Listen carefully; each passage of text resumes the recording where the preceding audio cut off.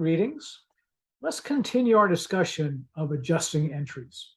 It's kind of important to understand because let's say you get a bonus and your bonus is 10% of your net income.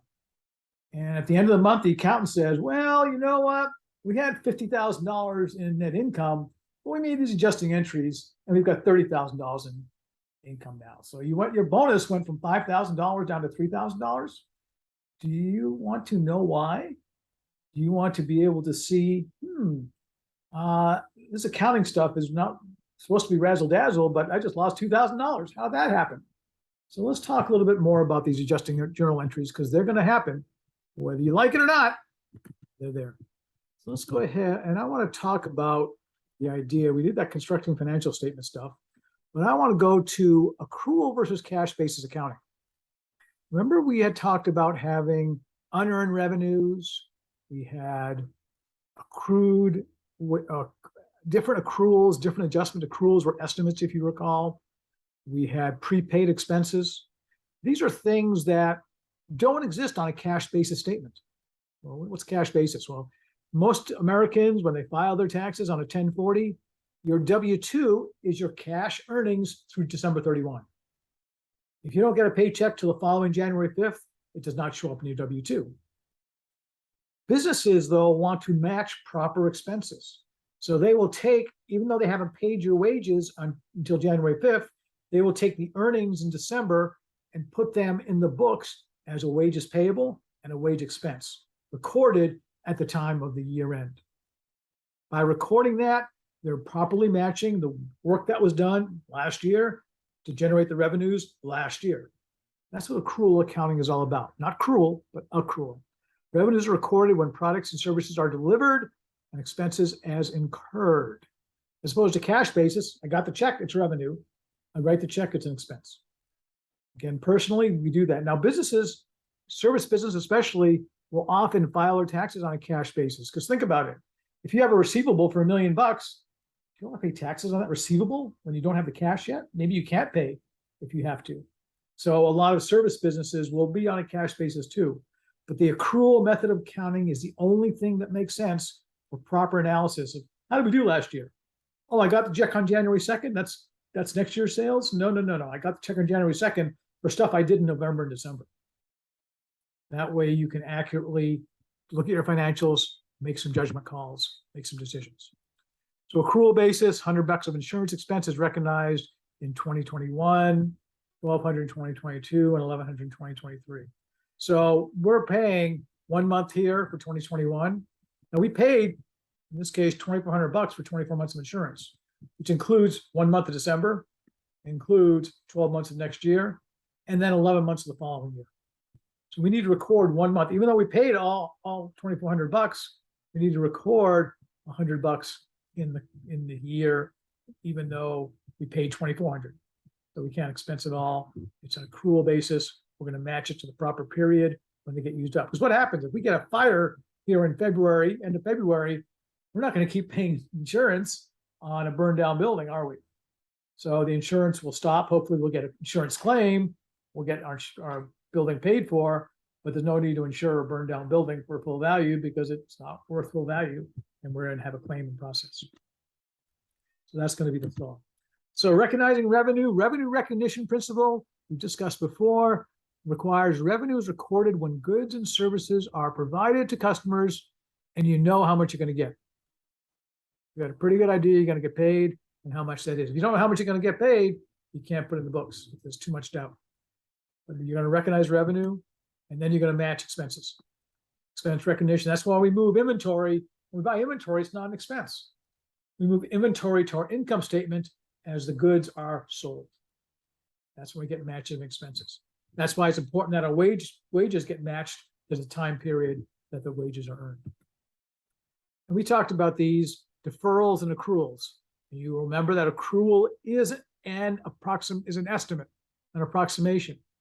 Sometimes it's a pretty good approximation. We can estimate, as I demonstrated in the last video, our interest expense for the month of December, 1/3 of the interest due on a 90-day note.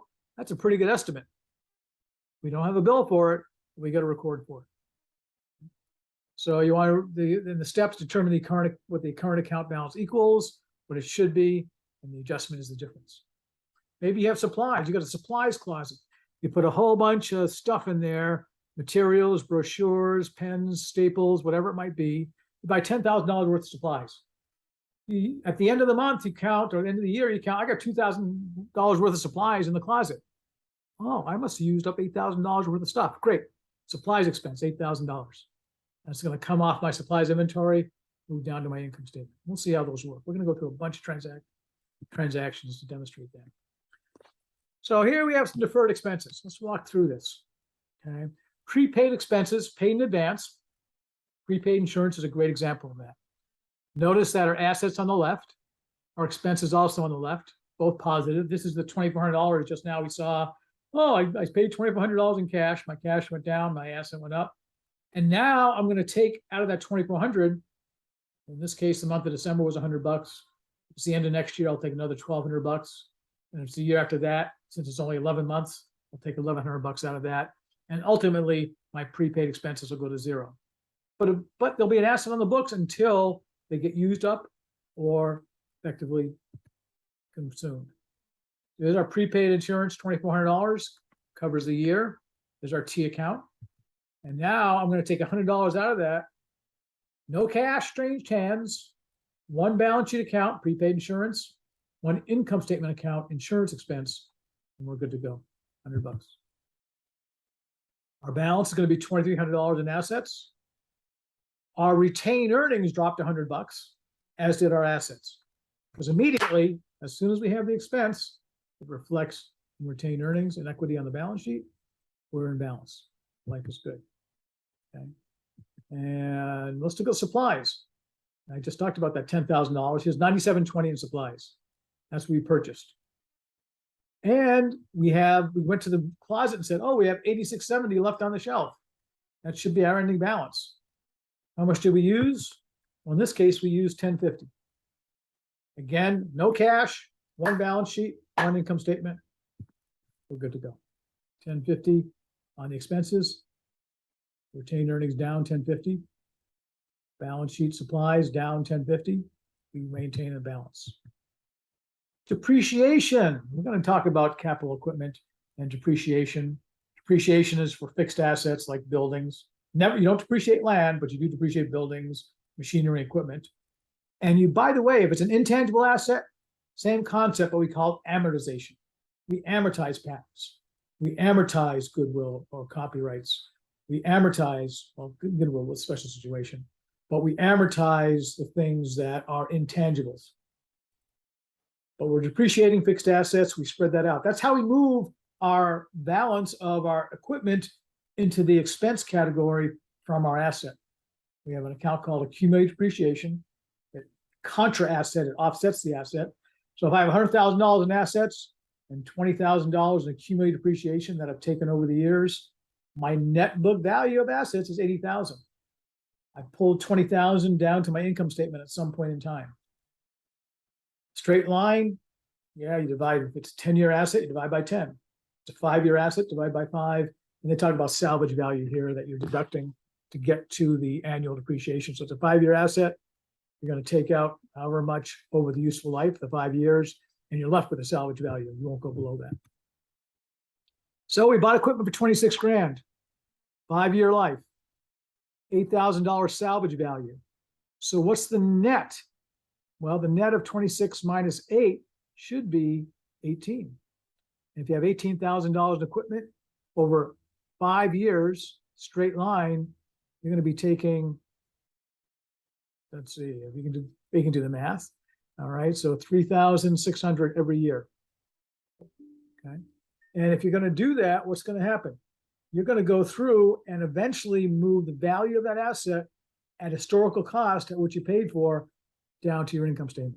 It does not mean that's the value of the asset. The book value says, oh, my equipment's worth zero. Chances are your equipment's not worth zero, but it may be fully depreciated on your books and it may look like zero. There's our straight line. There's our 18,000 net cost. And we're going to go through, and this is $300 a month. Okay. You could have done it over a year's time, 3,600. If it's a quarterly adjustment, semi-annual, but this is a monthly adjustment. So we're going to take $300 And we're going to enter it into our depreciation expense on the left and this contra asset account. Equipment's at 26. We have accumulated depreciation of 300 after 1 month. Our net book value on this equipment is 25,700. 26 minus 300. But the adjusting journal entry is one balance sheet account, accumulated depreciation, one income statement account, depreciation expense, and not cash. We already paid for the equipment. And there's some special lease laws that go with that.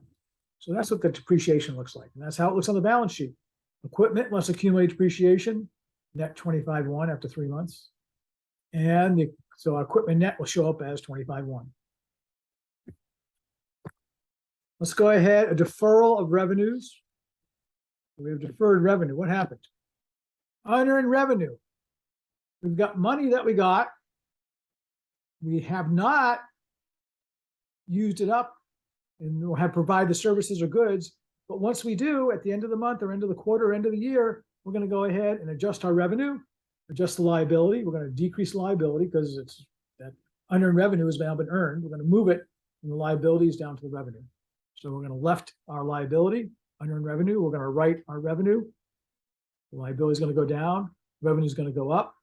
Retained earnings will go up. So our liability goes down. Our retained earnings goes up. Our equity goes up. We're in balance. Thank you very much.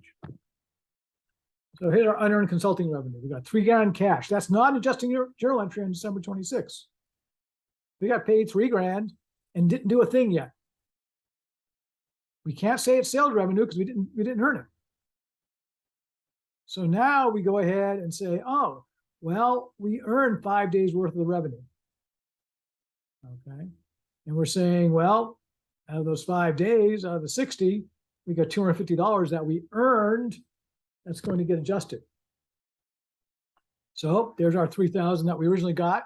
250 was earned in that next week through December 31 from 12/26 to 12/31. The balance is 2,750. Consulting revenue, don't worry about the 4,200 that we got already. Maybe receivable, maybe cash. The 1,600 again, maybe receivable, maybe cash. All we're worried about right now is this 250 that we're recognizing on December 31st. Okay. And this is actually not an accrual. It's not an estimate. This is actual monies we got. We got $3,000. We earned 250. We're good to go. So there's our adjusting entry. And we are recording one balance sheet account, one income statement account, not cash. Accrued expense, estimate. Again, we have our expense and we have the expense incurred, but unpaid and unrecorded. So we have a bill that we're going to get. Interest expense. We don't get a bill for interest expense, but we estimate it. That trade show, we're going to estimate how much we expense for that trade show, what's going on. In this case, this is the wage expense. The employees don't give us a bill for the wages. We actually have a pretty good estimate of what we owe our employees, but it's still an estimate just the same. So here we have December 31st. They earn $70 a day. We're not paying them till next year.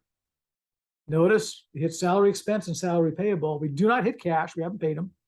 It's the end of December. But we are recording the expense income statement item and the payable and a liability item on the balance sheet. That's the flow. Okay. So accrued salaries that go with that. And then future cash payment.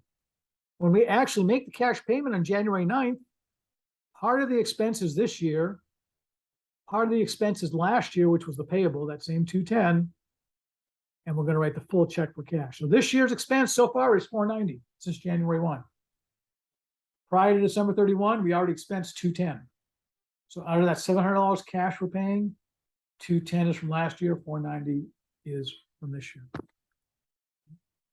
And we'll do another for accrued revenue. Let's take a look at accrued revenue. So accrued revenue, that are both unrecorded and not yet received in cash. Again, we're estimating the services we provided. The accountant, lawyer, the architect, they did some work. They have not yet billed for it, but at the end of the year, we're saying, well, I've been working my tail off between Christmas and New Year's. I'm going to put that on last year's books to show that that's how much money I made last year. Especially if I want to sell the business, I want to get, accrue as much as I can, but you want to be legitimate of what you really did accrue and earn during that time. So you're going to put it in receivable and put it in revenue at the end of the year.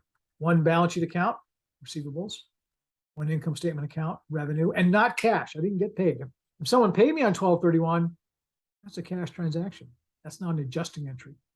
Those are we book it, we'll take it. We like cash. And here's our adjustment. Okay. So if we're looking at that, future cash received, here's what happens when we actually get the revenue.